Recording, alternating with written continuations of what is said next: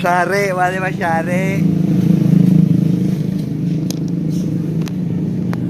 Bab 3575 Malam Horor. Ketika pria gendut itu berbalik, dia melihat seorang pria berjas putih berdiri di belakangnya. Pria itu memiliki senyum lucu di wajahnya.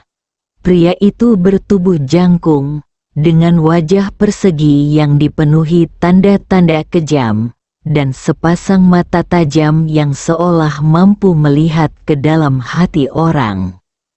Di belakangnya berdiri beberapa pengikut yang juga mengenakan jas. Pria gendut itu segera memasang ekspresi tersanjung. Dia mengangguk dan berkata, "Oh, ini Saudara Wang, saya tidak menyangka kamu ada di sini." Pria bernama Saudara Wang tersenyum tipis. Matanya menyapu pria gendut dan adik-adiknya, dan akhirnya tertuju pada wajah pria gendut itu. "Ku bilang, gendut, kenapa kamu tertarik untuk ikut serta dalam permainan anak-anak seperti itu?" Pria gendut itu tersenyum canggung. Dia tidak berani bersikap tidak hormat kepada kakak laki-lakinya. Dia berkata, "Saudara Wang, bukankah saya mendengar ada acara malam horor di sini? Jadi saya ingin datang dan ikut bersenang-senang." Saudara Wang tidak mengatakan apapun. Matanya menyapu dekorasi di sekitarnya. Jejak rasa jijik muncul di matanya. Hanya kalian yang terlalu malas yang akan tertarik dengan barang anak-anak seperti itu. Pria gendut itu dengan cepat menjawab, Ya, Saudara Wang benar. Saya bosan dan hanya berkeliaran. Tapi, Saudara Wang, mengapa kamu ada di sini?" Saudara Wang tersenyum tipis dan berkata, "Saya datang dengan orang penting." Keingintahuan pria gendut itu muncul, dan dia berpikir, untuk disebut orang penting oleh Lao Wang, dia pasti bukan orang biasa. Saudara Wang tiba-tiba menatap Fatih dengan mata tajam.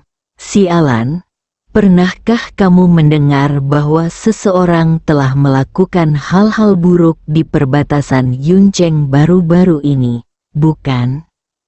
Ekspresi pria gendut itu berubah, dan dia dengan cepat menjelaskan, "Saudaraku, bagaimana saya bisa melakukan hal seperti itu? Anda pasti salah dengar." Saudara Wang mendengus dingin. Dengan sedikit peringatan di matanya, "Sebaiknya tidak. Jika tidak, kamu akan tahu konsekuensinya." Keringat dingin mengucur di dahi pria gendut itu, dan dia mengangguk berulang kali. "Saudara Wang, jangan khawatir, saya tidak akan pernah merepotkanmu." Saudara Wang mengangguk. Lalu dia melanjutkan bertanya, "Pria gendut itu menatapmu dengan wajah marah. Apa yang terjadi?" Pria gendut itu menggaruk kepalanya, lalu membisikkan apa yang terjadi di toko cosplay tadi. Setelah mendengar ini, Saudara Wang mencibir, "Haha, kamu pria gendut sialan itu benar-benar pengecut. Kamu tidak berani menyentuhnya meskipun kamu punya $2. Jangan khawatir, jika kamu melihat anak itu lagi, aku akan membantumu menghadapinya." Mata Fatih berbinar. Dia tahu jika Saudara Wang mengambil tindakan, Ye Chong pasti akan mati dengan menyedihkan. Dia segera menunjukkan ekspresi bersyukur dan berkata, "Saudara Wang, kamu benar-benar kakak laki-lakiku.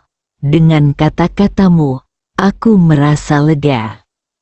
Setelah saudara Wang menepuk bahu pria gendut itu, dia berbalik dan terus berjalan di lingkungan sekitar. Pria gendut itu mengikuti dari dekat. Saudara Wang berkata, "Pria gendut sialan, jujurlah padaku. Aku akan segera melihat hasil besar, jadi jangan membuat masalah bagiku." Pria gendut itu mengangguk berulang kali. Kedua orang itu berjalan mengitari blok itu selama sekitar 10 menit dan sampai di pintu sebuah kedai kopi. Saudara Wang berkata kepada pria gendut itu, "Tunggu di sini. Saya akan menjemputnya." Pria gendut itu mengangguk berulang kali. Dengan mengatakan itu, saudara Wang menoleh ke samping. Ye Chong dan Qiu Xiaoswei berjalan melalui jalan-jalan di Yuncheng Horror Night. Saat malam tiba, suasana malam horor semakin intens. Lentera labu dan lentera merah terang yang berjajar di kedua sisi jalan memancarkan cahaya yang lebih terang dan menakutkan. Semakin banyak pejalan kaki di sekitar, semuanya mengenakan berbagai macam pakaian mewah. Ye Chong mengenakan pakaian krayon lama dan baru yang dipilihkan Qiu Xiaoswei untuknya. Meskipun dia merasa pakaiannya agak kekanak-kanakan, dia harus mengatakan bahwa pakaian ini terlihat sangat kreatif selama malam seram Halloween. Bagaimanapun, semua orang di sekitarnya adalah hantu, dan dia adalah satu-satunya anak manusia yang sungguh lucu. Haha, lihat. Bukankah itu pendatang baru krayon? Lucu sekali. Qiu Xiaoswei, mengenakan kostum penyihirnya, juga menarik banyak perhatian karena pakaiannya yang mewah serta penelitian dan pengembangan tingkat tinggi. Banyak orang yang lewat memuji kecantikannya. "Lihatlah penyihir kecil itu, dia sangat cantik," seru seorang pejalan kaki. Hal ini membuat Qiu Xiaoswei sangat bangga. Tepat ketika mereka berbaur dalam kerumunan dan dikagumi oleh semua orang, seorang pria berpakaian Kapten Skeleton berjalan melewati mereka. Topeng Kapten Skeleton sangat realistis dan memiliki mekanisme yang kecil.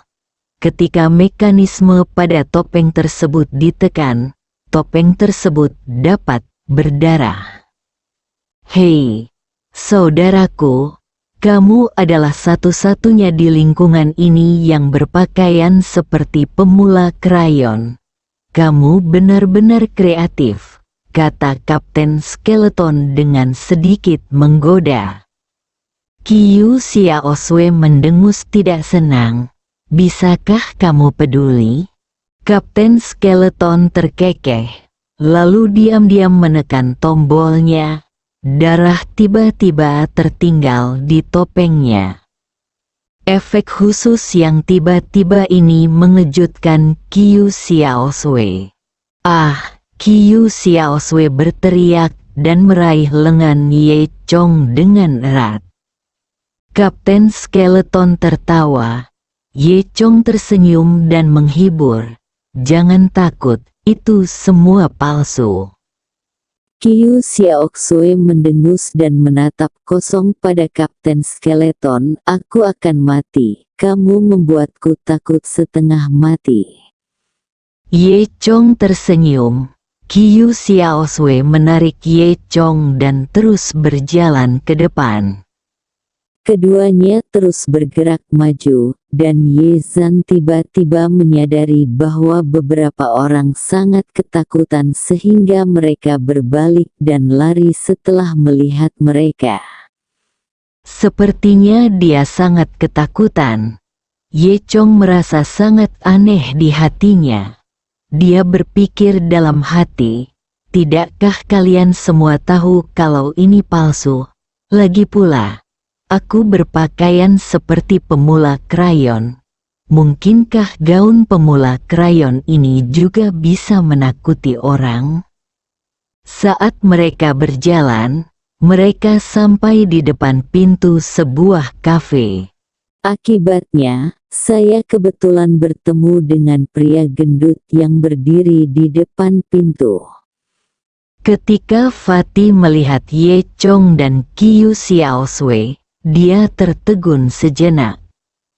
Ye Chong mengenakan tudung. Fatih tidak mengenali Ye Chong, tapi Qiu Xiaosui mengenalinya. Melihat Qiu Xiaosui cantik yang telah berganti kostum penyihir, pria gendut itu tertegun sejenak dan hampir ngiler. Kemudian, pria gendut itu menyadari bahwa karena Qiu Xiaosui ada di sini, pria krayon di sebelahnya pastilah Ye Chong. Hei, kamu Ye Chong, kamu berpakaian sangat centil. Aku tidak bisa berkata-kata. Pria gendut itu mengejek. Ye Chong memandang Fatih dengan senyum lucu di wajahnya. Fatih, kita bertemu lagi. Wajah pria gendut itu muram. Dia jelas tidak menyangka akan bertemu Ye Chong di sini. Tapi sekarang, dia tidak takut pada Ye Chong seperti sebelumnya. Wah, kamu tidak perlu berpura-pura bersikap keren padaku. Biar ku beritahu, kamu tidak berguna hari ini. Saudara Wang akan segera datang dan kamu mati. Ye Chong mencibir. Benarkah, nak? Kamu tidak perlu pamer. Biar ku beritahu. Saudaraku Wang telah mengundang orang besar, dan kamu akan mati saat itu. Ye Chong mencibir dalam hatinya, berpikir bahwa pria gendut ini adalah pria tangguh, tetapi kali ini dia memiliki dua pendukung. Saat mereka berbicara, dua orang datang. Orang pertama yang datang adalah saudara Wang, yang dipanggil oleh pria gendut itu. Pria gendut itu sangat senang melihat pihak lain kembali. Saudara Wang, Anda di sini, tepat pada waktunya. Saya melihat bocah itu. Bersambung.